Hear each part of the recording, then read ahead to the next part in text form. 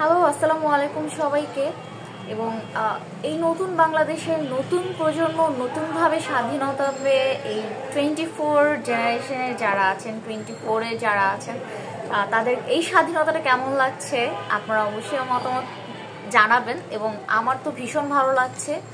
তারুণ্য প্রজন্মের এই প্রথম এইরকম একটা উদ্যোগে সারা বাংলাদেশটাকে নাড়িয়ে দিয়েছে এবং এত সুন্দর একটা স্বাধীনতা আমরা পেয়েছি। অবশ্যই আমরা কেউ 71-এর স্বাধীনতা দেখিনি।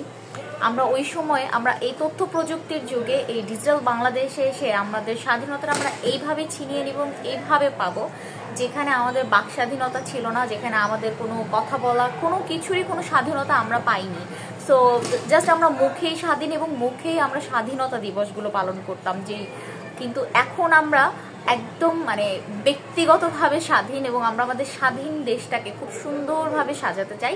ছাত্র সমাজ, একমাত্র ছাত্র সমাজের জন্যই হচ্ছে এই স্বাধীনতাটা আমাদের পাওয়াটা সম্ভব হয়েছে, আমরা অর্জন করতে পেরেছি শত ভাই বোনের রক্তের বিনিময়ে, যাদের ত্যাগে এত সুন্দরভাবে আমরা সুন্দর দেশটাকে উপহার পেয়েছি নতুনভাবে।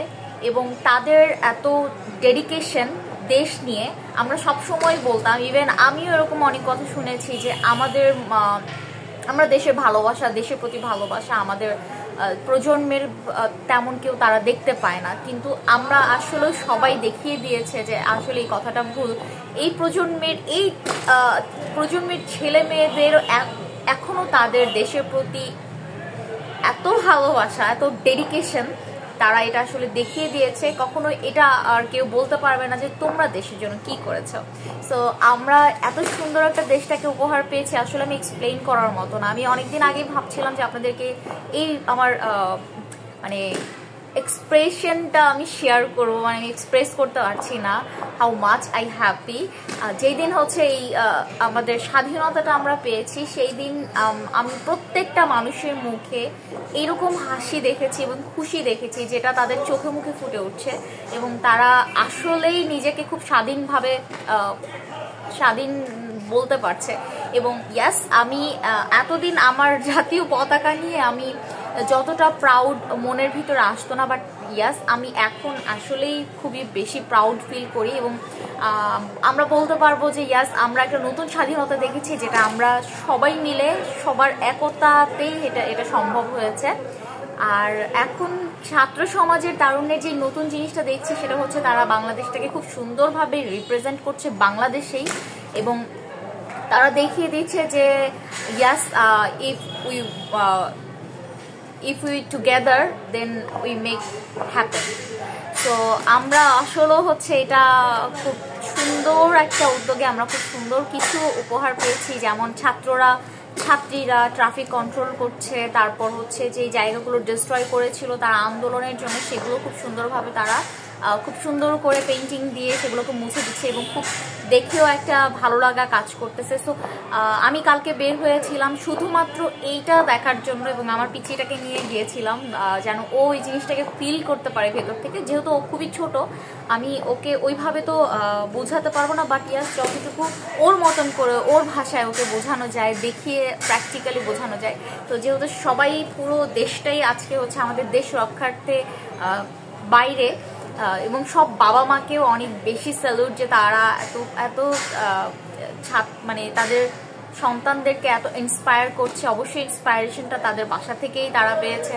সো এই ডেডিকেশন, এই ইন্সপিরেশনটা আমরা সবসময় ধরে রাখতে চাই আমাদের দেশের জন্য। আমাদের দেশটাকে কখনোই কেউ যেন কোনো ক্রমেই যেন নষ্ট করতে না পারে বা কোনো রকমেই যেন নষ্ট না হয়েছে। আমরা সবাই হচ্ছে আমাদের দেশটার রক্ষার্থে আমরা এগিয়ে আসবো সবসময়। এভাবে আবু সাঈদ এবং মুগ্ধর মতন ডেডিকেশন আমরা থাকবো আমাদের দেশের প্রতি এবং সবারই যেন এইরকমটা ডেডিকেশনটা আসে।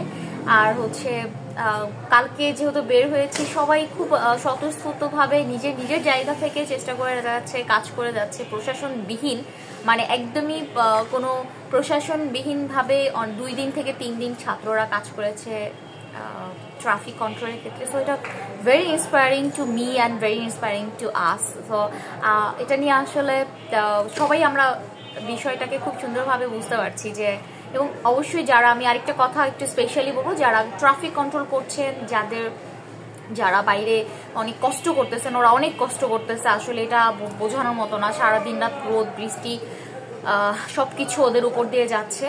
তো ওদেরকে অবশ্যই সহযোগিতা করবেন। তারা কেউই হচ্ছে প্রফেশনাল না, তারা কেউই প্রফেশনাল না। তো তাদের নিয়ে হচ্ছে ফেসবুক অনেক লেখালেখি হচ্ছে, অনেক ডিস্টার্ব হচ্ছেন, অনেকে অনেক রকমের উক্তি করছেন। তো আপনারা হচ্ছে এরকম মুক্তি না করে দয়া করে, তারা তো আসলেই প্রফেশনাল না। এখন আমি যদি ট্রাফিক কন্ট্রোলে দাঁড়াই, আমি কি কোনোদিন ট্রাফিক কন্ট্রোল করেছি? আমার কোনো আইডিয়া আছে? আমি জাস্ট হচ্ছে রোড পার হয়েছি একটা, জাস্ট এতটুকুই। সো তাদেরকে সহযোগিতা করুন, তাদেরকে এরকম ডিমোটিভেট করবেন না প্লিজ। তাদেরকে হচ্ছে আপনাদের জায়গা থেকে সহযোগিতা করুন, যতটুকু আপনার সামর্থ্য আছে, যতটুকু আপনি পারেন, পসিবল হয় তাদেরকে হেল্প করবেন। তাদেরকে একটু পানি, একটু বিস্কিট দিয়ে একটু তাদেরও ভালো লাগা কাজ করবে। ওদের একটু কেয়ারফুলি আমরা হচ্ছে জিনিসগুলো, এতে আমাদের নিজেদেরও ভালো লাগবে এবং আই হোপ আপনাদেরও মনে একটা প্রশান্তি কাজ করবে যে ইয়েস কিছু করতে পেরেছি। অ্যান্ড আমার এসব তো ভীষণ ভালো লাগে, আমার ইচ্ছা করে যে এরকম কিছু করতে। সো সবাই সবার জায়গা থেকে আমরা পজিটিভিটি ছড়াই এবং পজিটিভ জিনিস নিয়ে থাকি এবং আমরা পজিটিভ কিছুই সবার সাথে শেয়ার করি। আপনারা হচ্ছে মোটিভেশনাল কোনো কথাবার্তা এগুলো লিখবেন না, ওরাও কষ্ট পায়, আসলে ওরা অনেক কষ্ট করতেছে, এটা এটা মানে আসলে অ্যাপ্রিসিয়েট করার মতন। সো এই ছিল। আল্লাহ হাফেজ।